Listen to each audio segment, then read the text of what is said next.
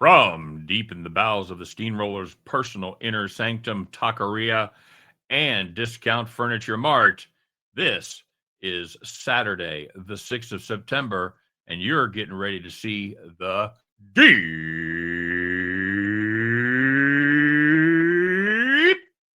Three. All right, guys, welcome back to the show.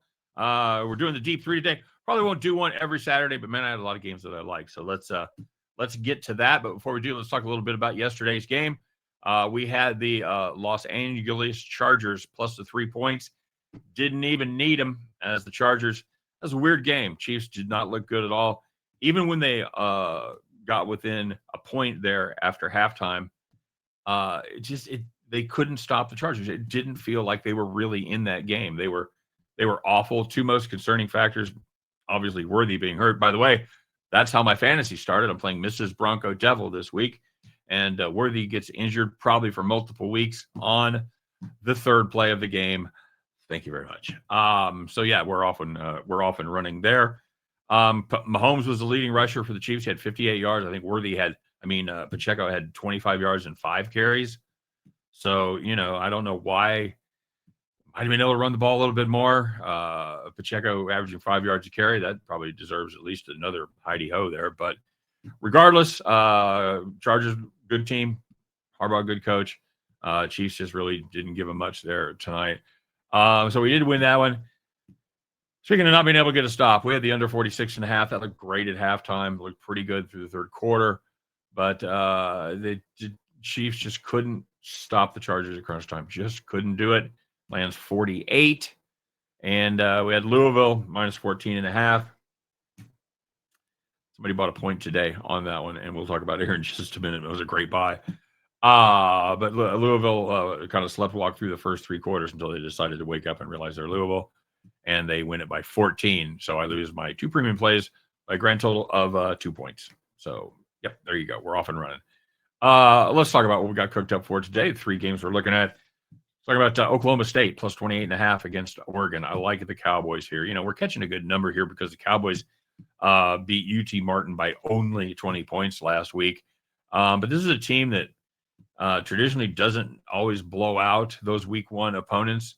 2021, they struggled to get past Missouri State. I think they won that one by 11. They ended up winning 12 games that year. And then in 2023, they beat Central Arkansas 27-13 and ended up winning 10 games on the season. So the other thing is they've also lost their starting quarterback. And, of course, they were hot garbage last year as well, and I'll address that. This team had a ton of injuries, especially around on the lines, and they just really had a hard time getting it going at all. Not a good year. They had every bad break that could have gone against them did. But you have to remember that 3 previous seasons, they won a total of 29 games. So, this program ain't nothing. And the other thing is, as far as replacing the quarterback, they have a guy named Zane Flores, who's more of a pro-style quarterback. He's a big guy with a big arm. Not the runner that Hedgney was, but, a lot of quarterbacks aren't. But what he can do is throw the deep ball and push the ball down the field. I think he's going to keep this Oregon secondary on their toes. And we'll see how their line comes together. That's probably my biggest concern is, they've had to replace a lot of parts. They've got some great guys in there on paper to play offensive line. We'll see how they hold up against the Ducks. But, I think this is just a few too many points. I think this is probably somewhere in the neighborhood of 21.5, 22 is how I would probably book this out. I think 28.5 is a ton. I think this quarterback's going to surprise some people. Give me Oklahoma State plus 28.5. Western Kentucky and Toledo. That's going to be played there at the Glass Bowl in the great state of Ohio. We're going to total this 58.5. We're going to play the over. The Hilltoppers defense, they're always going to get their points unless they're playing like an elite Power 4 school.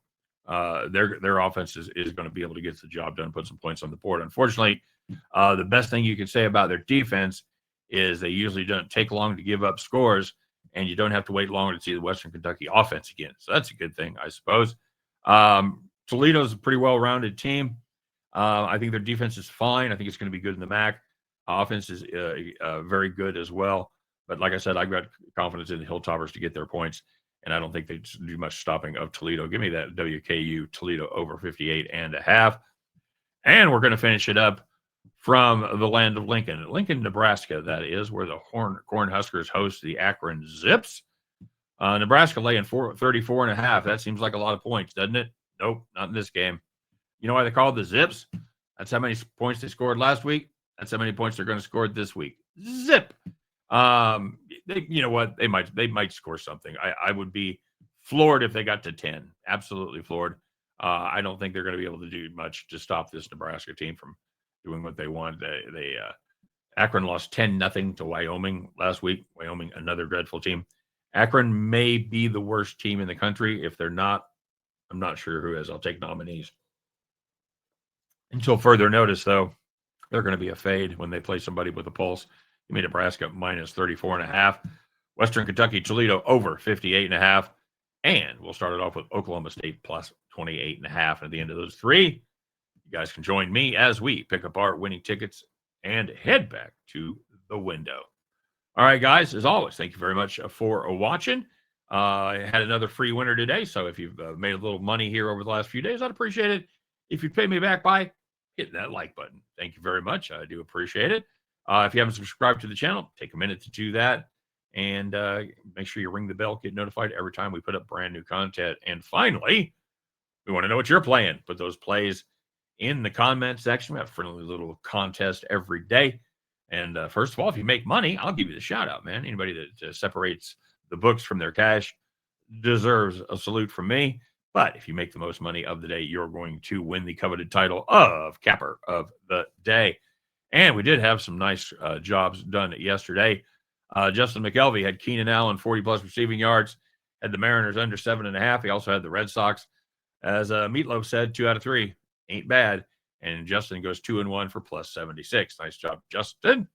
The captain, the captain scored. He had the Louisville Cards alternative spread, as I mentioned, minus 13.5. That's right. So if you've been with my channel a while, I always say not to buy points. Don't buy that point. It's not worth the investment. In the last, week or so, maybe 10 days, Bronco Devil bought a point, won by a half.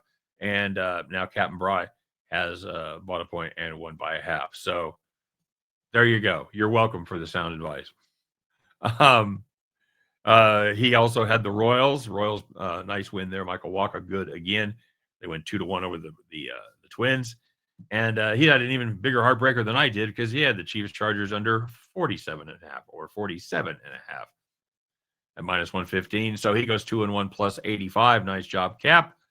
Bronco Devil, he's back. He had a play that I wish I'd have seen. Man, I just have so many things going on. I don't have time to just go through the props. I would have played this for sure. Mikey Madsen of Boise State over 235.5 passing yards. You knew after that game last week, this team was going to be pissed and wanting to open up a can of whoop ass on whoever the hell they played. Little Sisters of the Poor, whatever team it was. I don't remember. But yeah, it did not go well for that team. Yeah,